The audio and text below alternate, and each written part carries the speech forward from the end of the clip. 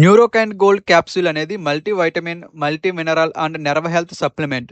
సాధారణంగా ఇందులో mecobalamin, vitamin బి6, వైటమిన్ బి3, ఫోలిక్ యాసిడ్, వైటమిన్ డి3, ginseng extract, iron, calcium, zinc, magnesium మరియు ఇతర ఖనిజాలు ఉంటాయి.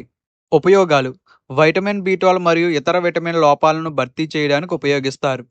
నరాల బలహీనతలో ఇతర మందులతో పాటు సహాయక చికిత్సగా ఉపయోగిస్తారు. పోషకాహార లోపం ఉన్నవారిలో ఉపయోగిస్తారు. శారీరక బలహీనత మరియు అనారోగ్యం తర్వాత కోలుకునే సమయంలో డాక్టర్ సూచన మేరకు ఉపయోగిస్తారు. వృద్ధులు లేదా వైటమిన్ లోపం వచ్చే ప్రమాదం ఎక్కువగా ఉన్నవారిలో కూడా ఉపయోగిస్తారు. ఎలా వాడాలి? ఈ క్యాప్సూల్ను డాక్టర్ సూచించిన మోతాదులో మాత్రమే వాడాలి. భోజనం తర్వాత తీసుకుంటే కడుపు ఇబ్బంది తగ్గే అవకాశం ఉంటుంది. క్యాప్సూల్ను నమలకుండా పూర్తిగా నీటితో మింగాలి. డాక్టర్ సూచించిన వ్యవధి వరకు క్రమం తప్పకుండా తీసుకోవాలి. మోతాదును మీకు మీరే పెంచకండి లేదా ఇతర వైటమిన్ సప్లిమెంట్స్తో కలిసి తీసుకునే ముందు డాక్టర్కు తెలియజేయండి. సైడ్ ఎఫెక్ట్స్: వికారం, కడుపులో అసౌకర్యం, మలబద్ధకం లేదా విరోచనాలు, తలనొప్పి, అరుదుగా చర్మంపై దురద లేదా అలర్జీ రావచ్చు. ఐరన్ వల్ల కొంతమందిలో మలం నలుపు రంగులో కనిపిస్తుంది. జాగ్రత్తలు: ఈ క్యాప్సూల్లోని ఏ పదార్థానికైనా అలర్జీ ఉంటే వాడకండి.